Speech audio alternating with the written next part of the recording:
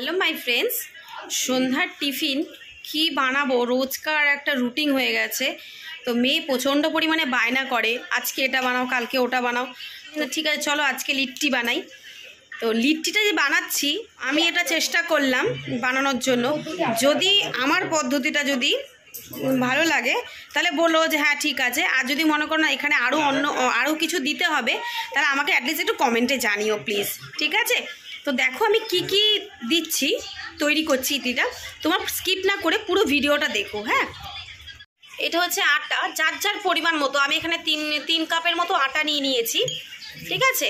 আর তারপরে এখানে নিয়েছি লঙ্কা কুচি, আদা কুচি, রসুন কুচি, ধনে পাতা।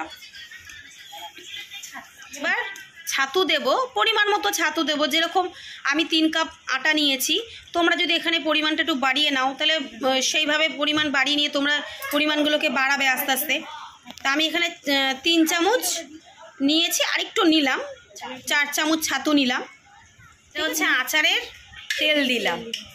এটা মানে আমের আচার যে বলে, ওই আমের আচারের এই তেলটা পুরোটা দিয়ে, মানে যতটা পরিমাণ লাগে দিলাম। দেখতেই পাচ্ছ কিভাবে এটাকে মাখতে হবে। এখন অল্প সামান্য জল, এটাকে পুরো মাখতে হবে আচারের তেল দিয়ে, একদম শুকিয়ে মাখতে হবে জিনিসটা, শুকনো টাইপের। তার সাথে আমি এই 1 চামচের মতন আন্দাজের মতো একটু জোয়ান দিয়ে দিলাম, স্মেলটা যাতে ভালো হয়, খেতেও টেস্টিটা হয়। এটা মাখার পর, জোয়ানটা দেওয়ার পর আমি এখানে একটু বিটনুট অ্যাড করব। বিটনুনটা এমনি নুন দেওয়া যায়, কিন্তু বিটনুনটা দিলে তার স্বাদটা অন্যরকমই লাগে। এটা পুরো মাখবো আমি জিনিসটা একদম শুকনো করে, যতটা পারবো। জল না দিলেই ভালো হয়, টেস্টিটা তাতে বেশি পাওয়া যায়।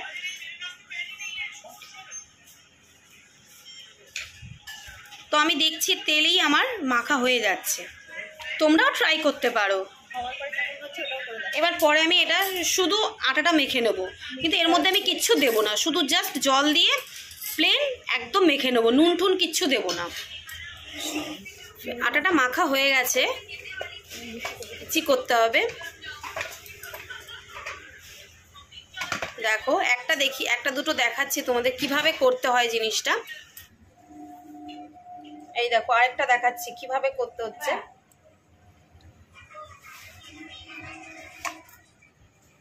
জিনিস খেতে ভালো লাগে কিন্তু সময় লাগে প্রচন্ড, কিন্তু কি করব, মেয়ের বায়না তো শুনতেই হবে। এই হাত দিয়ে দিয়ে জিনিসটাকে চাপতে হবে, যত চাপবে জিনিসটা তত পুরো আটাটার মধ্যে বসবে জিনিসটা। দিয়ে রেখে তারপরটা কি করছি ভাজার সময় তোমাদের দেখিয়ে দেবো। আমি এটা আগে তৈরি করে নিই, আমি তোমাদের একটা 4-5টা দেখাচ্ছি জিনিসটা কিভাবে হচ্ছে। ভালো, এই যে দেখো 4টে হয়ে গেছে। এবার পুরোটা করে আমি তোমাদের যখন ভাজবো আমি তোমাদের দেখাবো, ঠিক আছে? পুরোটা কমপ্লিট হয়ে গেছে, এবার আমি ভাজবো, ঠিক আছে? দেখো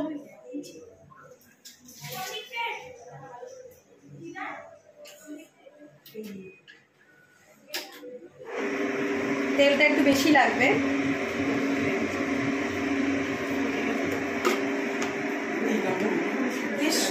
কিন্তু আমরা সবাই তেলটা গরম হয়ে গেছে, তাই একটু গ্যাসটা একটু সিম করে দিলাম। এবার দেখো আমি কি করে ফ্রাই করছি। যতটা হচ্ছে আমি ততটা দিচ্ছি, ছোট কড়াই তো বেশি দেওয়া যাবে না।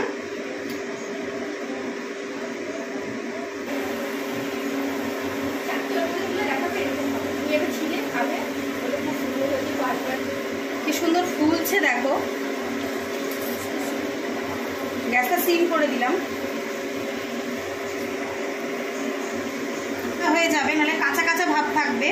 প্রথমে তেলটা গরম করে দিয়েছি, গ্যাসটাকে বাড়িয়ে এখন সিম করে দিলাম, যাতে ভেতরে যে ইগুলো আছে যেটা ভাজাটা ভালো হয়।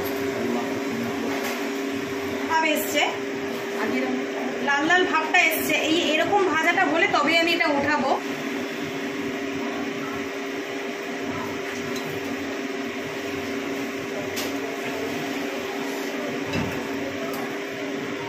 সুন্দর একটা গন্ধ বেরিয়েছে ভাজার সময়, একটা গন্ধ আসছে এত সুন্দর।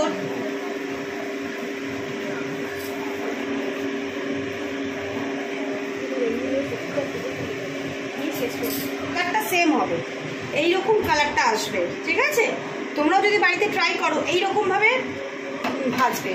এবার আমি এটা কিছু আরেকবার দিয়ে দেখাচ্ছি তোমাদের। সেম যেরকম করলাম প্রথম, সেম এইভাবেই করছি।